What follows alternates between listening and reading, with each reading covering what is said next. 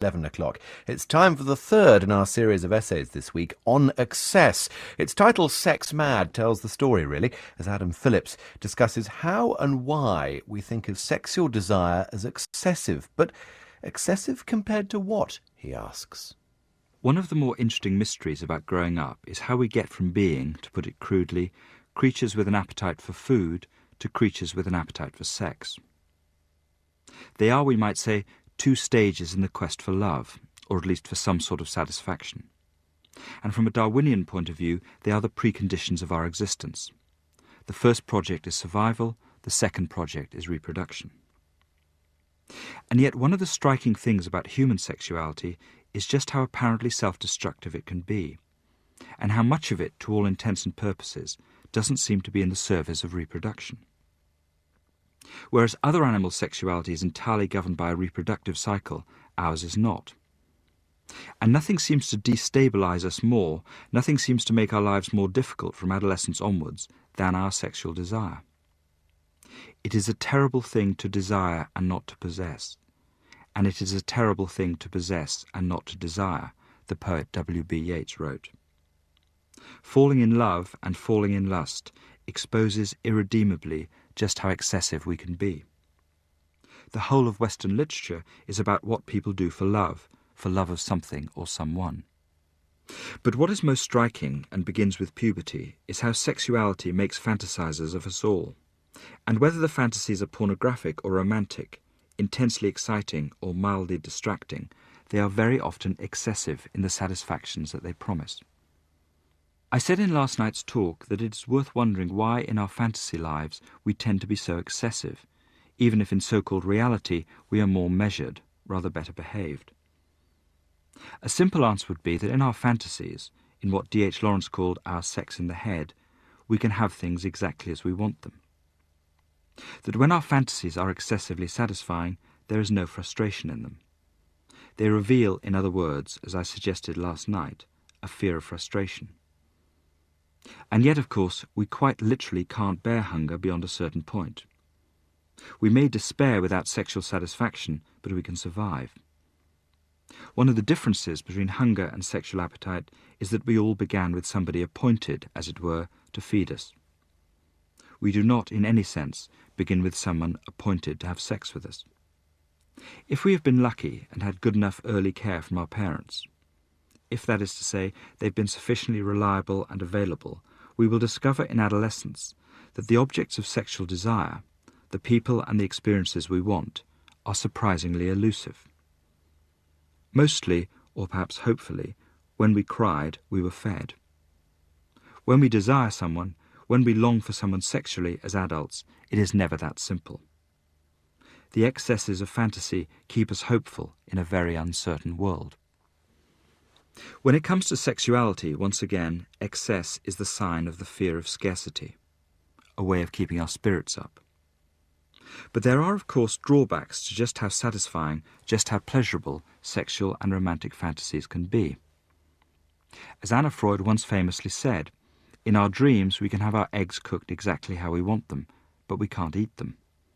So satisfying are our fantasies that they can become a refuge, a retreat from reality. If real sexual relations are too difficult, too frustrating, too pleasurable, in our fantasies we can have our relationships cooked exactly as we want them.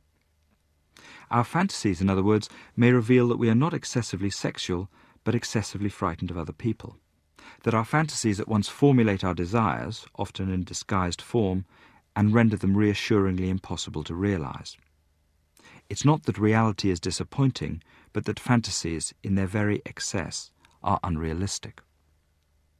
Our desire, Freud wrote, is always in excess of the object's capacity to satisfy it.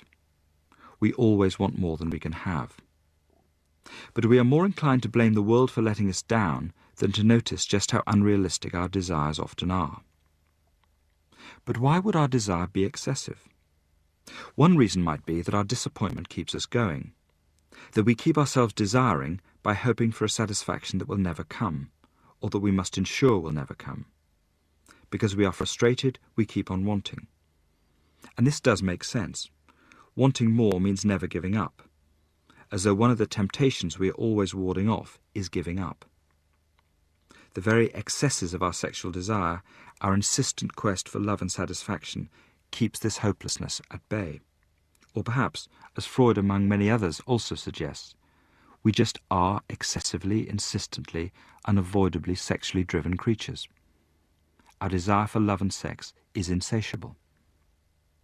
It is as though we have two choices. Either we think that some people quite explicitly, or all people rather more secretly, are obsessed by sex. Or we think, as excess tends to make us think, that sexual excess is a symptom of something. What, we can ask, are people who are having too much sex having too much of? Or what are people who want too much sex, who are, as we say now in the age of diagnosis, sex addicts, avoiding? Does too much sex mean too little so-called relationship? Are sex addicts frightened of what we call intimacy? When the Christian right described AIDS as God's punishment of homosexuals, the implication was not only that they were being punished for being gay, but that they were also being punished because being gay supposedly meant having too much sex. Beyond a certain point, beyond a certain amount, though it's always unspecified, too much sex, one way or another, is bad. In our world of weights and measures, too much of one thing is always assumed to be too little of something else. Too little of something else that is supposedly better.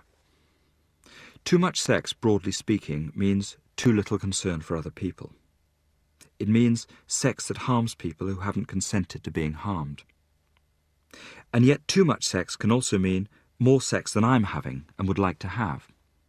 When it comes to the excesses of sexuality, we can't always tell when our morality is a cover story for our envy, or simply a rationalization of our fear. We would like to be that excited, that promiscuous, that abandoned, but it's too much of a risk for us. The two proverbs of hell that follow Blake's "The road of excess leads to the palace of wisdom" are, "Prudence is a rich, ugly old maid courted by incapacity," and "He who desires but acts not breeds pestilence." We don't, on the whole, tend to envy other people's appetite for food, but in a society in which sex represents health, vitality and youth, people's appetite for sex gets to us. Nothing makes people more excessive than talking about excess. People are even more excessive when they talk about sexual excesses. We have a set of equations that we've been educated to live by. A good sexual appetite equals aliveness, but because sex can be excessively pleasurable and excessively frustrating, we fear it. So sex also equals inhibition. We never feel quite as free sexually as we could be. But a good sexual appetite also brings with it the possibility of promiscuity, of infidelity and betrayal, and all the suffering involved. So sex also equals havoc and torment. So a freer sexuality equals a fuller, more uninhibited life, but by the same token, a life in which more harm is done. The excesses of our sexuality, as everyone knows, bring with them an excess of what we've learned to call problems. It is, as we say, all too much. We can affect a breeziness about sexuality, as sex is fun blitheness, but we only take these positions because we know how much is at stake. There is no sex without love or its refusal, the writer Paul Goodman once said. When we speak of what we think of as excessive sexualities, we either become earnestly moralistic or too casual. It is indeed worth noting that excesses, and excessive sexual behaviours are a good example of this, tend to polarize people, to narrow people's minds, as if we don't quite have the equipment, the vocabulary for dealing with our own excesses. Our attitudes to these extremes of sexuality tend towards the moralistically permissive or the moralistically prohibitive, both equally dogmatic. Perhaps we have to find a way of resisting being excessive when we talk about excess, and sex might be a good place to start. The psychoanalyst Robert Stoller writes, "The construction of erotic excitement, the way in which each of us gets sexually excited, is every bit as subtle, complex, inspired, profound, tidal, fascinating, awesome, problematic, unconscious-soaked and genius-haunted as the creation of dreams or art." This, one might feel, is excessive. but it is the kind of excess that opens up the conversation rather than closing it down, as the extreme moral positions tend to do. It says, at its most minimal, that sexual excitement, sexual desire and its enactment is far more interesting, far more complex, and far more revealing than we might have imagined. By comparing our erotic lives to works of art, Stoller is reminding us that there may not be quite as much difference as we think between a vocation, a passion, and an obsession. All are forms of excess, but we don't tend to call artists art addicts or religious people God addicts. In other words, the excesses of our sexuality, so enthusiastically evoked by Stoller, may be more akin to more culturally sanctioned, more highly valued kinds of cultural activity than we would like to imagine. Stoller suggests that we should talk about people's erotic life more like art critics talk about art. And what he means by this is that we should be working out what our sexuality is about, what it aspires to tell us about ourselves and others, rather than judging it preemptively. Excess makes us judge things before we find out what they are. It's very common these days for men to come for psychoanalytic treatment with problems of commitment. Commitment itself, of course, has an interesting double meaning. A commitment is both an order to send someone to prison or to a mental hospital, and it's also an obligation willingly undertaken. People are committed to their partners and can be committed to hospital. These men with so-called commitment problems are either more promiscuous than they want to be or more celibate than they want to be. But what do the excessive forms that their sexuality has taken tell them if we drop the prevailing assumptions that they are simply more men behaving badly? As a psychoanalyst, I have a simple choice faced with such a man. I can either try and find a way, with all the techniques and intuitions at my disposal, to get the man to behave better. And if I take this option, I must of course already know what it would be for such a man to be better, and in all likelihood this would be conformity with one of the several cultural norms available. If the treatment works, the man would be more considerate, less hurtful, more responsible and concerned about the meanings and the consequences of his actions. Even though, as Blake wrote, "He who desires but acts not breeds pestilence," he may discover that acting on too many of his desires also breeds pestilence. In a certain sense, of course, this is a caricature.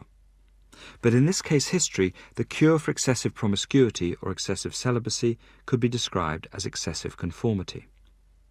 This man might become lovable to those people who share this morality, this view of what relations between the sexes should consist of. But what could an alternative option be? If we don't regulate, discipline or punish sexual excesses, what are we going to do? And we have to answer this question mindful of the fact that just wanting to explore and understand excessive bad behaviour can be a kind of complicity. An excess of understanding and curiosity and empathy might just be more of the problem. You will notice that in the supposed cure of these sexual excesses, as in the disciplining and the punishing of them, there is no news. The excesses of these men's sexuality brings nothing new to the Palace of Wisdom. Even the analyst intent on understanding is likely only to be able to understand those things he already knows. As Ezra Pound said, art is the news that stays news. If erotic life is seen as a work of art, then the alternative to reassuring conformity is to have an ear for the new, for the surprising, for the unexpected. Perhaps our excessive sexualities, in all their variety, are showing us something we haven't already thought of about ourselves. When we are sexually excessive, we become people who have to shout, people who have to insist, people who have to force themselves on our attention because no one, including ourselves, has been able to hear what we are saying. Our sexual excesses reveal just how enigmatic our erotic lives really are. Tomorrow I will be talking about how we can't help but be too much for ourselves. And that's at the same time tomorrow evening, 11 o'clock. This week's essays are presented by writer and psychotherapist Adam Phillips, and they're a Boner Broadcasting production for BBC Radio 3.